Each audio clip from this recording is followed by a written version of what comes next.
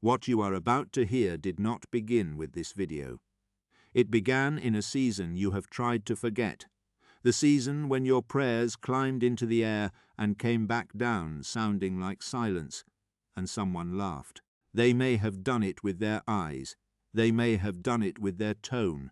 They may have done it with silence, the kind that says, "I already know how this ends." But heaven heard every word of yours, and heaven has been storing up an answer that will be louder than every laugh that was ever raised against you. You are not here by accident. Beloved, stay with me, because what the Lord is about to unfold is going to settle something deep in your chest. There are prayers you whispered so quietly that even you almost doubted they were prayed. You pressed your forehead against the cool side of the pillow at 2 a.m., and you said things you would never say in daylight. Words like, "Lord, I know you see me." Words like, "God, if you are still listening, please."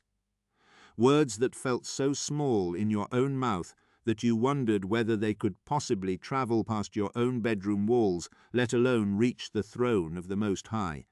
And then the daylight came, and the doubt came with it, and the person across the table from you made a comment, not even a cruel one, just the kind that lands softly on the outside and cuts deeply on the inside. Still believing, huh? And you smiled. Because what's the alternative? Crying in front of them again? But heaven registered every syllable, not as weak, not as small, as sacred. Perhaps you have been praying for a door, a real one, with a handle you can actually turn. Perhaps you have been praying for a child, for restoration in a marriage that fractured in slow motion, for a body that has been failing in ways the doctors keep measuring but cannot fix. Perhaps you have been praying for a business that was supposed to be the breakthrough and has turned into the longest test of your life. And the laughter did not come from strangers. It came from family, from people who shared your blood and your last name. And that is a different kind of wound entirely. This is important. The mockery was not proof that the prayer was wrong. C.S. Lewis, in the Screwtape Letters, gives us one of the most piercing insights ever written about spiritual resistance, that the enemy does not bother mocking things that are about to die. He mocks the things that threaten him. The very fact that there was laughter means that what you have been carrying is not finished. It is forming. It is being forged. And the ones who laughed do not yet realize that they laughed too soon. Before we go further, if something inside you is already burning in agreement, hit subscribe. The rest of this message is specifically for the season you are in right now, and you will want what comes next in your library. Stay close because the next chapter reveals something you have not been told about the silence. There is a woman in Scripture I want you to meet, because she carried exactly what you are carrying. Her name was Hannah, and she was so desperate for a child that the Bible says she would not eat. And her husband's other wife, Peninnah, made sport of her year after year after year, not once, not in a passing moment, year after year at the family table, sitting across from her, looking at her belly that never grew, and making sure Hannah remembered that she had nothing.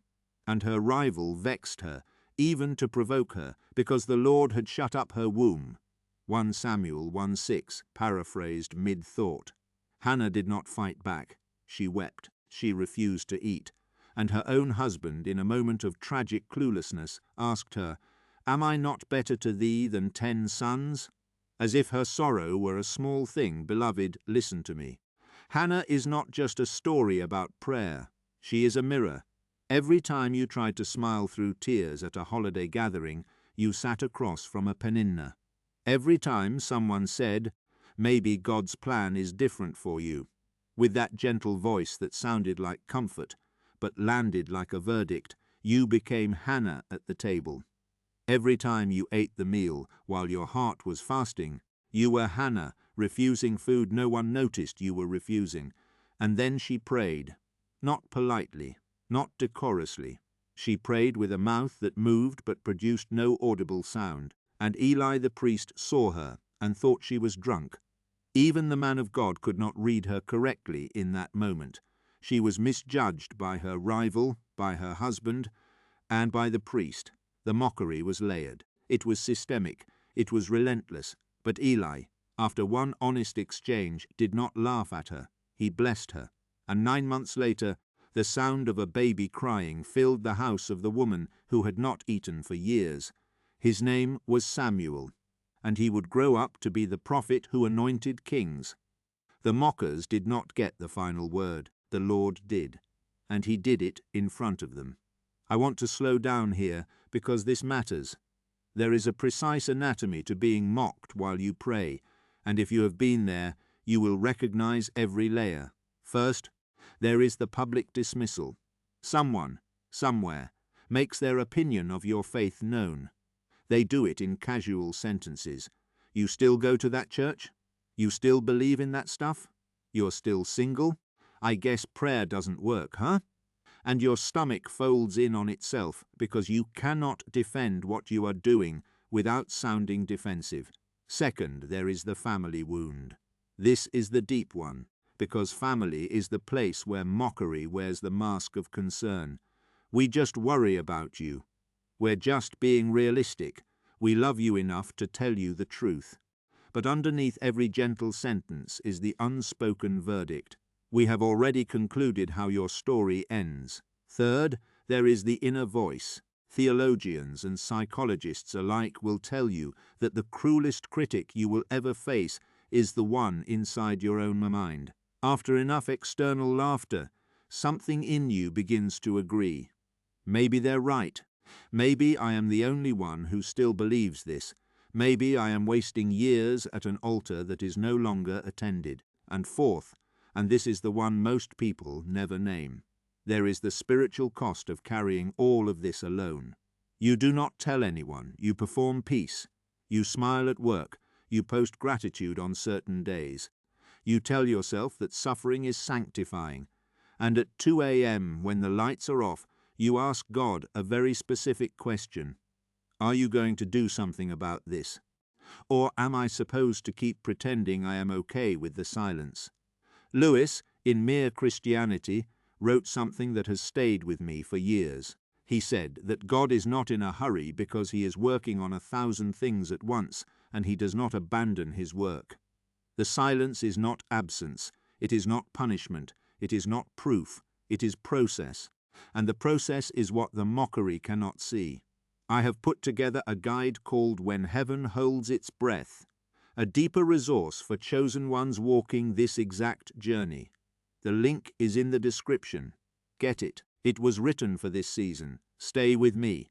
The next chapter is where most people give up. Do not be most people. There is a valley between the first prayer and the last laugh, and that valley is what burns the mocker's verdict into your bones. It is not the night you prayed. It is not the morning after the comment. It is the 7th year, the 11th year, the year you stopped counting.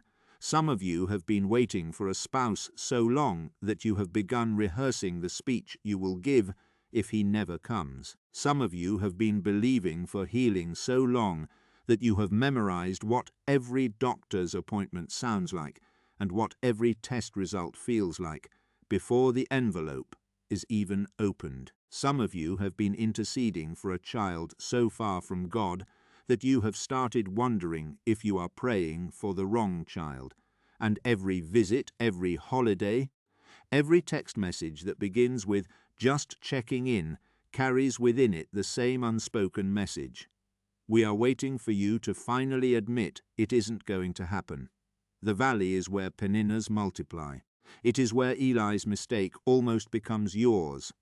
The moment you look so desperate for the answer that someone interprets it as instability. It is where your own prayers begin to sound rehearsed, because you have prayed them so often that even you no longer feel them leaving your mouth. This is the moment Lewis wrote about in The Problem of Pain. He argued that pain is not the opposite of God's presence. In fact, pain is often the loudest sign of his position. He draws near when the ache sharpens. He does not retreat. The valley is not where he abandoned you. The valley is the only place he could still hold you without your hands gripping so tightly to your own plans. If you have been here, and I know some of you have, I want to tell you something very carefully. The ones who laugh at your prayers come from a place of certainty they did not earn. They certainty about your future they were never qualified to pronounce, and they will not be the ones who answer for those words. Heaven has a register, and it does not forget the names of those who mocked the afflicted.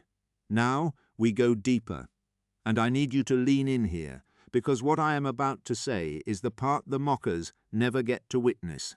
While you were carrying the unanswered prayer, heaven was running a parallel story that you were not allowed to see.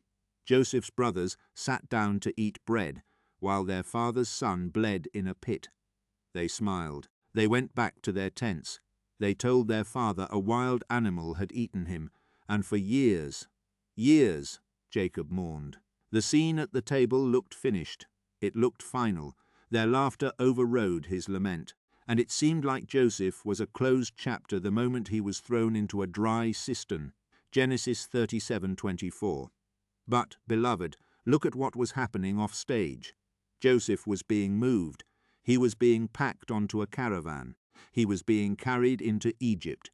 He was being placed into Potiphar's house, where he would be trained for governance.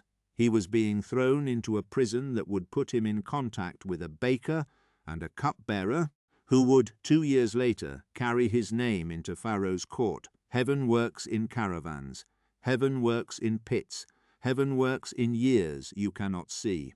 And the day Joseph stood in front of Pharaoh, the same brothers who sold him were on their way to Egypt to beg for bread from him. Not knowing the answer to their own famine was the brother they had tried to erase. You meant it for evil, but God meant it for good. Genesis 50:20. The mockers in your life have been eating bread at a table that will one day be empty. They are smiling in a scene that is about to change direction. And you, the one weeping in this valley, are being moved exactly where you need to be for the moment when the answer arrives. If your spirit just received this, type in the comments, "My delay is forming my destiny." Everything I cannot say in one video, I wrote down. The ebook in the description goes 10x deeper. If this message is for you, that book definitely is too. Stay close, because what comes next is the part most preachers skip, and it is the part most needed. Chapter 6. The witnesses heaven has already positioned. There is a moment coming, and you may not be able to see the date on the calendar yet, but heaven has already chosen the witnesses. The Lord is not simply going to answer your prayer. He is going to answer it in front of them. This is not arbitrary cruelty. This is not a payback. This is divine narrative. The Lord loves a story with witnesses. He did it with Hannah. Eli was there. Peninnah was there. The whole family witnessed the baby. He did it with Joseph. Pharaoh's whole court bowed. The brothers he invited to dinner came in and bowed again without knowing they were bowing to the same boy they had sold. He did it with David.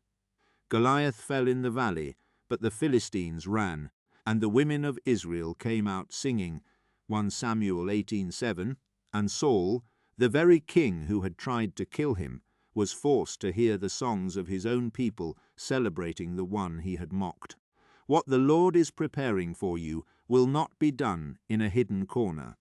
It will not be whispered in a back room. It will be done, and the very voices that mocked you will have to acknowledge what they are seeing. That means the breakthrough that is forming is being shaped to fit public eyes. Heaven is not just answering your prayer. Heaven is staging the answer for maximum evidence. Because God does not just want you restored, He wants you vindicated, and vindication is not private. Vindication has an audience. Lewis once wrote, in the pages of The Weight of Glory, that we were created for glory, that the very longings we dismiss as too much, the desires we apologize for, the hopes we are told to scale down, are actually echoes of a far larger reality. The answer coming for you is not scaled down. It is not a compromise. It is not a good enough. It is the glory version, and it will be unmistakable. If this ministry has been a source of spiritual strength for you, you can sow into it at Ko-fi. The link is in the description. Every gift keeps this work going. This channel exists because people like you need prophetic truth delivered with love. Subscribe so heaven's messages keep reaching you. Now I want to speak directly to your spirit, and I want to do it carefully, because how you respond in the moment of vindication will determine what comes after. There will be a moment, and you will recognize it when it comes, when the answer arrives in such a way that there is no human explanation. The test results will not match the symptoms. The phone call will come from a person you did not expect. The check will arrive in a season you had written off. The door you stopped knocking on will open by a hand you cannot trace, and the mockers will go quiet. Peninnah will go quiet. The whole table will go quiet. And in that moment you will have a choice. You could be loud with it. You could send the messages. You could make the calls. You could remind every person who ever made a comment of what they said. The temptation to do that will be real. The adrenaline of vindication can be intoxicating. But I want to ask you a sensitive thing. Would the Lord Jesus have done that? Read the Gospels. Watch how he handled his own vindication. When they struck him, he did not retaliate. When they mocked him on the cross, he prayed for them. When they came to arrest him, he spoke only what the Father had given him, and he let the silence of Pilate sit where it sat. He did not brag. He did not seek revenge. He held the miracle in one hand and the mercy in the other, and he chose mercy. This is the part we often miss. Heaven staging the answer in front of your mockers is not just for the mockers. It is for you. It is shaping something in your spirit that the next decade will require. Because after the answer comes a longer assignment. The next chapter of your life will need a soul that has learned how to hold vindication without bitterness. And if you learn that now, you will walk in a kind of authority that the loud prosperity teachers cannot teach and the loud critics cannot manufacture. There is going to be a period right after the answer arrives that almost no preacher talks about, and it matters deeply. It is the quiet after the noise. It is the morning after the announcement. It is the moment you sit with your own miracle and discover that the miracle did not fix everything. The wound from the mockery may still pulse. The family may still not fully understand. Peninnah may bring a polite gift and never name what she once said.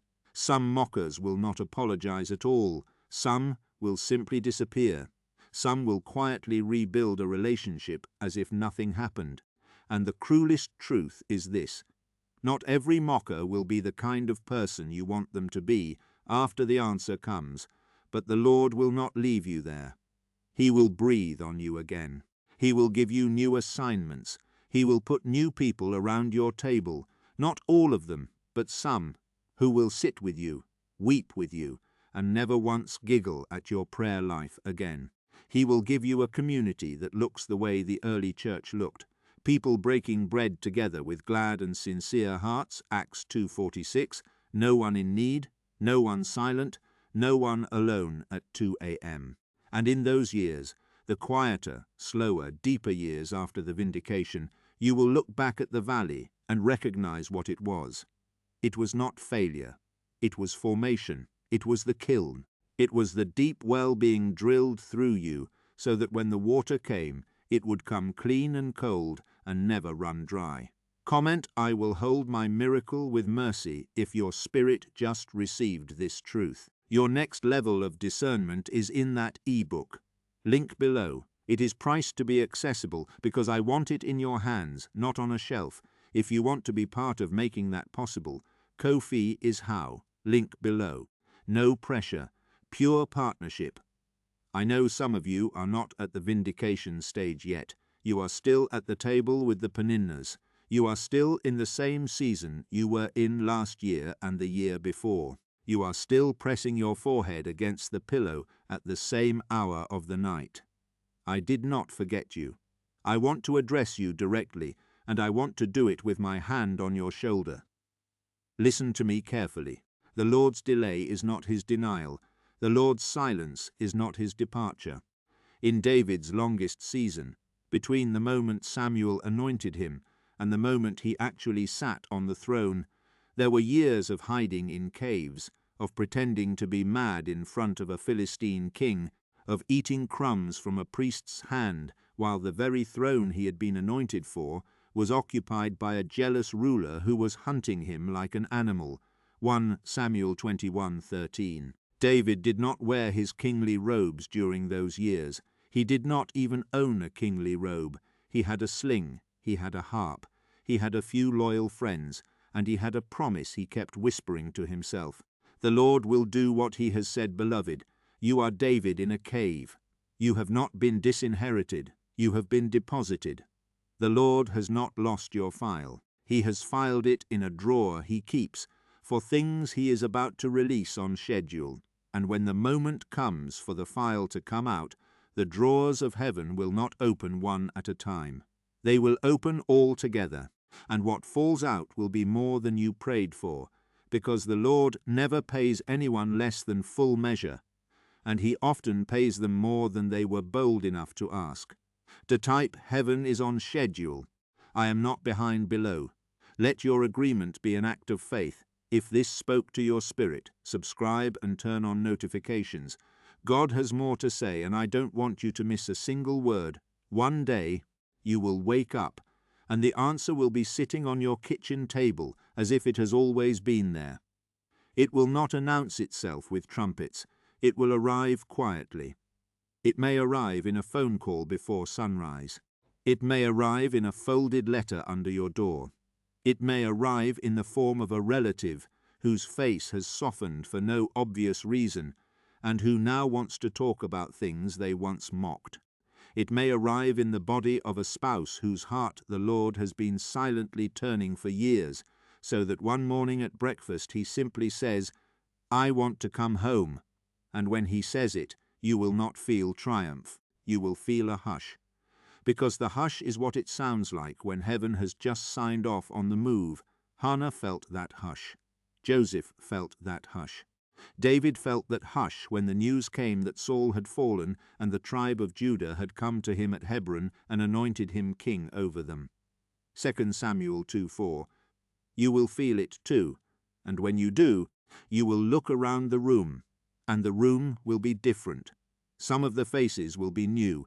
Some will be the very faces who mocked you, now unable to deny what they are seeing. Some will not be there at all, and mercy will have been spent correctly, dispersed, sealed, calculated, distributed, even to those who mocked, because the Lord's kindness extended even into the answer. And yours can too. Lewis wrote, "There are far, far better things ahead than any we leave behind." He was not writing about vindication. He was writing about the journey, and the journey brings us into days we cannot pre-write, filled with deliverances we cannot pre-imagine, in the company of witnesses we cannot pre-select. Stay with me. The next chapter is mine, and it is yours too. I want to speak over your future before I close, and I want to speak over it the way the Lord has been speaking over it all this time. I speak over your unanswered prayers. Come to completion. I speak over your mocked faith. Rise up and be visible. I speak over the long winters you have walked through in silence. Be remembered now. I speak over the people who said, "I told you so," before the answer came. Be silenced by the evidence. I speak over the home you are believing for. Be filled. I speak over the body you have been presenting to heaven every night for years. Be restored. I speak over the dream they told you to give up. Be resurrected. I speak over the children who have wandered. Be drawn home. I speak over the business you have wept over more than once. Bear fruit. I speak over every internal voice that has tried to overwrite God's voice with the mocker's voice. Be cast down and be replaced with the voice of the good shepherd who calls his own by name. And you, beloved, chosen one, daughter and son of the Most High, be not afraid. Only believe, Mark 5:36. The Lord has not lost a single prayer of yours. He has not misplaced a single tear of yours. He has not forgotten the 2 a.m. mornings of yours. He has not turned a deaf ear to the breaking of your heart. He has not. He will not. And the answer, when it comes, will not be a whispered thing. It will be a public, undeniable, generation-defining moment of vindication. And you will weep, but with a different kind of weeping. The kind of weeping that happens when the sound of laughter stops and the sound of heaven's voice takes its place. If God used this message to shift something in you, consider sowing a seed at Ko-fi. What you invest in spiritually tends to multiply. Link is in the description. Father, I bring every listener of this message into your presence right now. I lift up the one who has been mocked in private, who has carried their faith in silence, who has bent their knee when no one was watching. Lord, hear them. I pray that you would release every delayed answer in this season, that Hannah's cry in them would meet Hannah's outcome, that Joseph's pit in their lives would meet Joseph's palace, that David's cave in their journey would meet David's throne. I pray the mockers would look up, and the evidence would be so clear that their mouths would close. I pray the wounded hearts in this moment would be held by you in a way only you can hold. And I pray that you would seal the ears of everyone listening against the enemy's last attempts to convince them that the delay was a denial. It was not. It was process, and the process is now producing fruit. In the name above every name, Jesus Christ, Amen. The seal has been set. What heaven has assembled will not be disassembled. Go in peace, beloved. The laughers are about to be silent, and the answer is already on its way.